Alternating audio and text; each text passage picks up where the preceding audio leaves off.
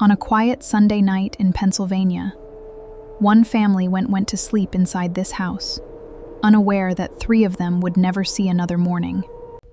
Inside were Dennis and Brenda Freeman, their teenage sons Brian and David, and their youngest child, 11-year-old Eric. But behind that ordinary family image, something was going terribly wrong.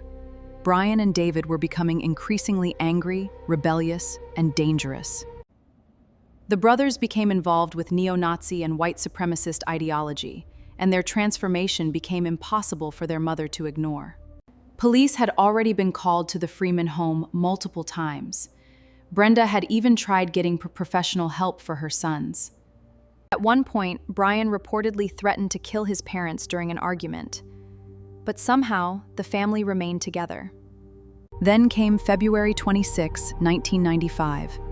Brian, David, and their cousin Ben Birdwell went out together before returning to the Freeman home. Later that night, the three returned to the Freeman house. An argument began, and this time, it would not end like the others. The argument escalated. Brian attacked his mother, Brenda, and the confrontation ended with her being fatally stabbed inside the home. Upstairs, Dennis Freeman was asleep. David and Ben entered his bedroom, and the violence continued. But Dennis wasn't alone. 11-year-old Eric was asleep in the same room. The youngest Freeman would become the third victim. By the end of the night, Dennis, Brenda, and Eric were dead.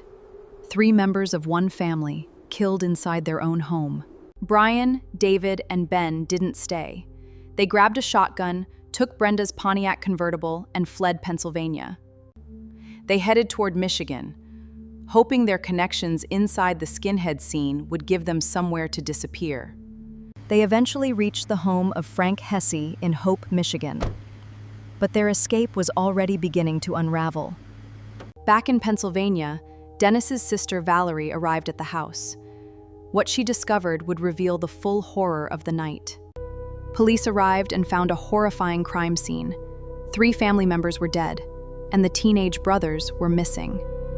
The investigation quickly became a manhunt. Police began following the trail west, searching for 3 suspects who had vanished overnight. 3 days after the murder, on March 2, police found them in Michigan. Brian, David, and Ben were finally under arrest. But investigators still faced a disturbing question. If all 3 men were involved, who actually killed 11-year-old Eric?